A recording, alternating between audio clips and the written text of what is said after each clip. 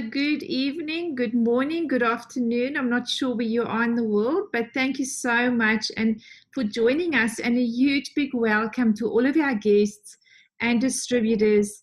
Thank you for joining us, guys, on this very special and important webinar. If you're wondering if this is being recorded, yes, absolutely it is. And if I can please ask everyone out there not to record it, not to even record the audio. We will do an official recording of this and we'll tidy it up and put it out there for you once done. So please, on behalf of Dr. Mark, I ask that you honor his request and don't record anything, but know that you will be given an official recording of this. Also, I just want to put out a disclaimer from our company.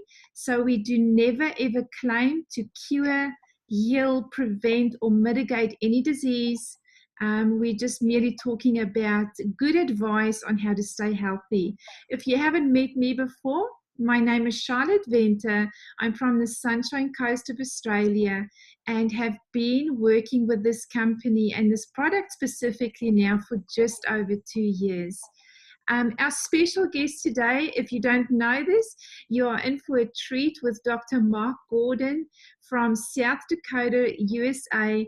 He's been visiting Australia for the past 10 days or so, and he has graciously just completed a tour around Australia with us. We are in Perth at the moment, and Dr. Mark flies back to the States tomorrow. Now, friends, this guy is so full of knowledge that I just could not pass on a lost opportunity to ask him to help educate the people of our beautiful nation on good health. We are daily impacted by loved ones, family, friends, or even colleagues suffering from all sorts of health conditions. And these are often the most basic struggles, such as not sleeping well, having a lack of energy, or even suffering with aches and pains. And sometimes they're much more serious than those. The main reason for this webinar is to help you understand a concept in our body called oxidative stress. Now, oxidative stress affects every single person. You simply cannot avoid it. Even little babies are born with it. It is a very dangerous condition, and it is linked to over 260 different diseases. And that is why it is so important to learn about oxidative stress, what it does in your body, and how you can manage it. So Dr. Mark Gordon has known for decades about this negative effect of oxidative stress and it has on our bodies. And he's dealt with that daily for over 20 years, practicing as a cardiologist, saving people's lives. So Dr. Mark, thank you so much for the last time, or one more time, you're from us in Australia. Thank you so much for your time with us today. We sincerely appreciate all you've done, all you've taught us, and your willingness to share with our audience what has taken you over 2 decades, if not longer, to research and learn. We are very grateful for your knowledge, so thank you for being here tonight.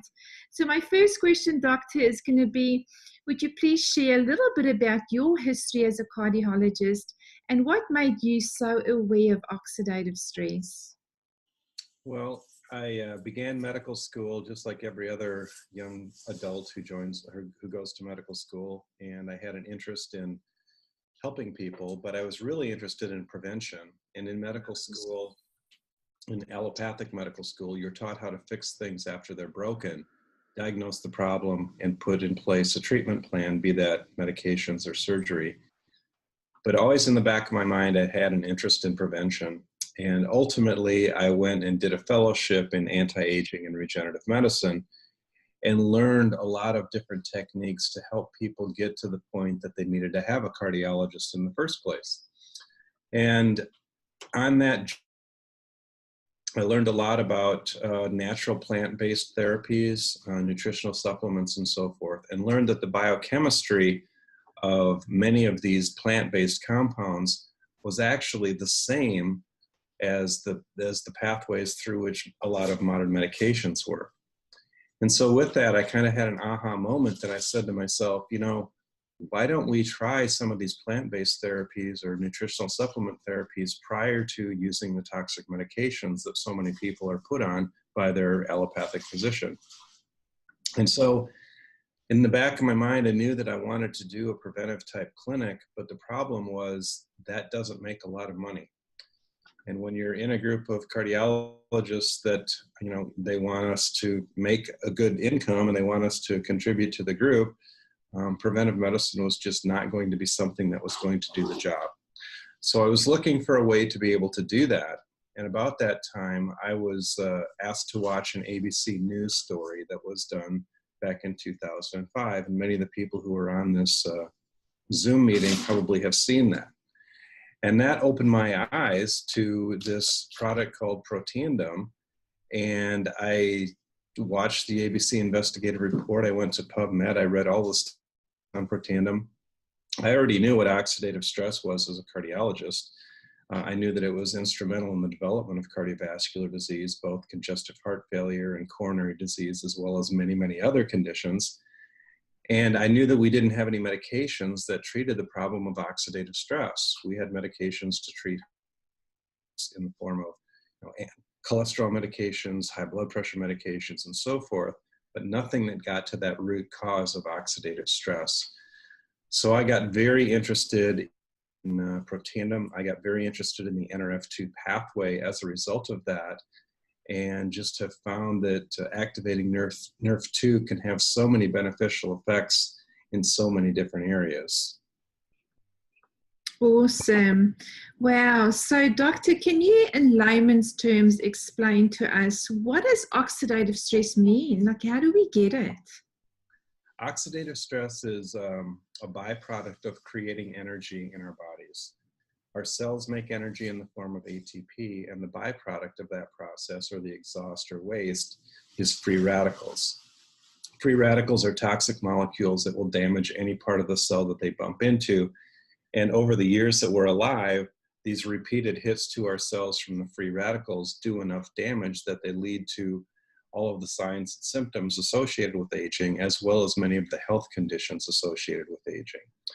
And so, in layman's terms, what oxidative stress is rusting of the body from the inside out. And when we're young, our bodies do a very effective job at fighting those free radicals because we have a built-in antioxidant defense system. Our own cells make enzymes to neutralize the free radicals before they can do damage and cause that oxidative stress. But as we age, we slowly lose the ability to create those antioxidant enzymes, and therefore the free radicals do more damage and the aging process sets in. Okay, so it's all got to do with, just the very stuff we need to live, right? Which is breathing is actually causing oxidative stress too. So, Doctor, that would be one of the reasons why we simply cannot avoid it, right? It's just everywhere. Well, the aging process itself increases oxidative stress. And we live in a toxic environment that we're exposed to so many different things that we were never designed to be exposed to. So many pollutants, toxins, poisons, EMFs from cell phones, etc. And all of those things increase oxidative stress as well. So it's something we can't avoid. It's something that we're all exposed to. But we are learning that there are ways that we can minimize it. Sure. Now, Doctor, what does it cause? What does it do in our bodies, and why is it important for us to reduce it? Well, just about all of the health conditions that you know of that are associated with aging are linked to oxidative stress as the primary cause. So if you go into a doctor and you're, say, 70 years old and you find out that you've got heart disease, chances are that heart disease didn't start when you were 69. It probably started when you were in your 20s. And it was that slow, progressive oxidative stress damage that was occurring to your cells that led to that all of those years, and finally got to the point where it became clinically relevant, where you started to have symptoms from it and then sought medical attention. So what if we could go back and treat that thing before it got to the point where it was fully manifest as a disease? Yeah. I love the story that you share about, being on call as a cardiologist and, how you go out 2 o'clock in the morning to a 35-year-old having a heart attack. Would you mind sharing that story and sharing with our audience your aha moment? As I had mentioned, I'd always been interested in prevention, but that kind of got put on the back burner with the day-to-day duties associated with being a cardiologist. And one night I was on call and a 35-year-old guy came in and he was having a heart attack. And so when somebody's having a heart attack, as a cardiologist, what you do is you take them to the cath lab, you do an angiogram, you find the blockage, you have, right? So that's exactly what we were doing. And as we were getting ready in the cath lab, I just had this aha moment and I said, 35-year-olds should not be having heart attacks. We need to do a better job at prevention. And that's really what launched me into doing all of my research into prevention and what led me ultimately to do the fellowship in anti-aging and regenerative medicine. And it really made me think that, you know, at least in America and probably here in Australia as well, we could do a lot better job at prevention if we could teach lifestyle changes, exercise, better nutrition, supplementation, and so forth. So, doctor, were you taught any of that stuff in medical school? Were you taught about nutrition, and were you taught about oxidative stress and how that impacts heart health?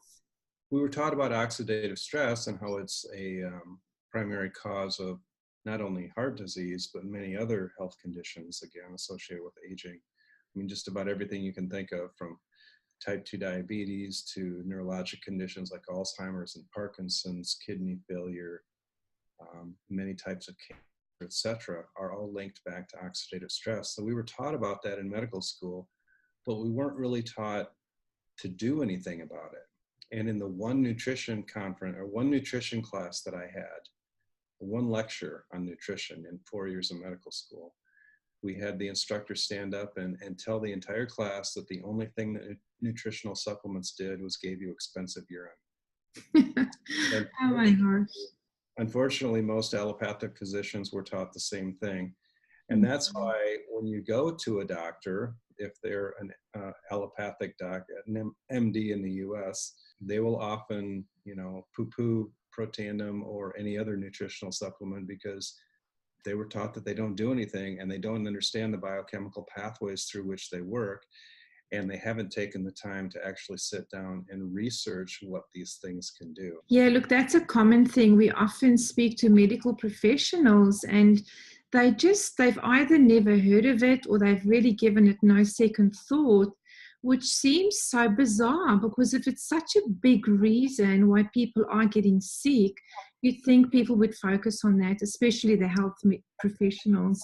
So, Doc, explain to us, how did you find a method and what is this method of reducing oxidative stress? And, you know, how did you trust it? Because there's so many people that come to you as a doctor, I can imagine, with their little magic pill or, you know, little magic snake oil or whatever. How did you find this and what made you really trust it? As the cardiologist in town who was interested in prevention and knew a lot about nutritional supplements and plant-based therapies, I would have patients that would actually seek me out because that's what they were looking for. And they would oftentimes bring me, they had heard some new supplement that somebody told them that they should take. And they'd say, hey, Dr. Gordon, what do you know about this? Is this something good? Is this going to help me? And I would put every product that was brought to me to the same test. I would say, I don't know. Let's go and find out what science there is behind it. So I would sit down at the computer, go to pubmed.gov, which is the US National Institutes of Health website for medical research, and I would type in the name of the product.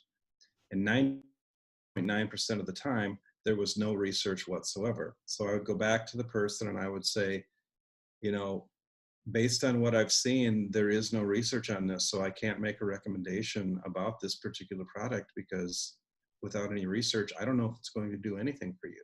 And believe me, there are plenty of companies out there that develop Me Too products trying coattails of success of some other product that does have science behind it and say, well, we're just like them because we work by the same pathway, blah, blah, blah. Well, without the research, how do you know? Mm-hmm. And so when I researched Protandim, I put it to the same test. I went to pubmed.gov, I typed in the term Protandim, And back in November of 2010, when I was first exposed to this, there were 7 published peer-reviewed scientific studies. And now we have 24 published peer-reviewed scientific studies. So I put Protandim to the same test, and I went to PubMed. I found the 7 published studies back in November of 2010. We now have 24.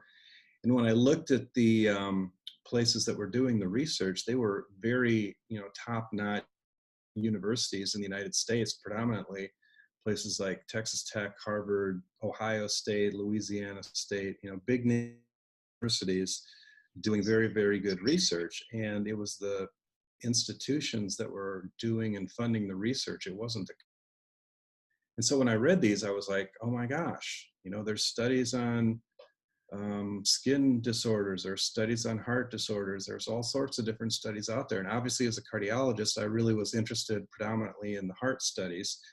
And as I was looking through those, there was one study in particular that was published in the journal Circulation, which is the scientific journal of the American Heart Association. And when I saw that, I said to myself, okay, this is not snake oil. This is not a scam company, because the American Heart Association is not going to publish research about snake oil.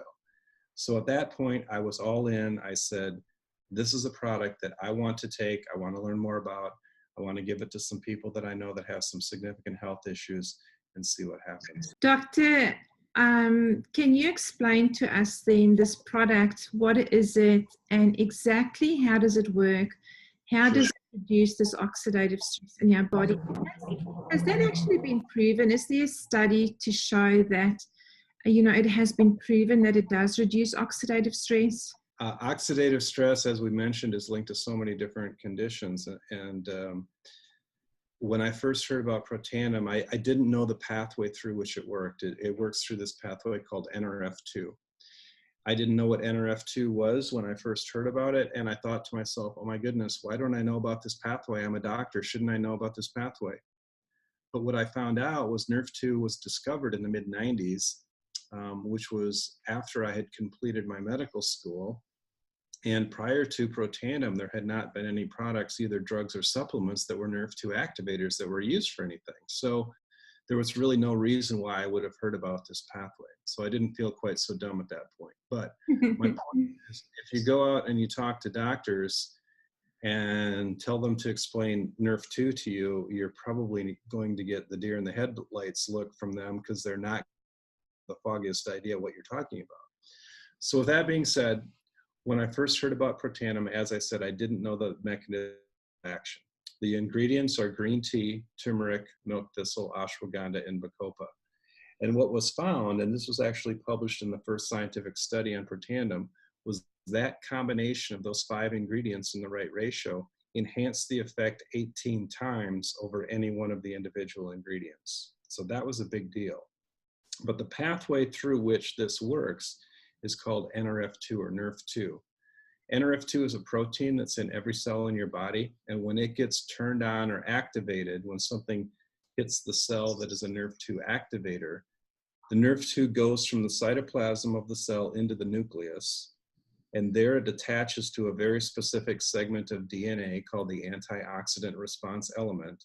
And then it turns on genes downstream on that strand of DNA. It either upregulates things or it downregulates things. And basically it upregulates the good stuff and it downregulates the bad stuff.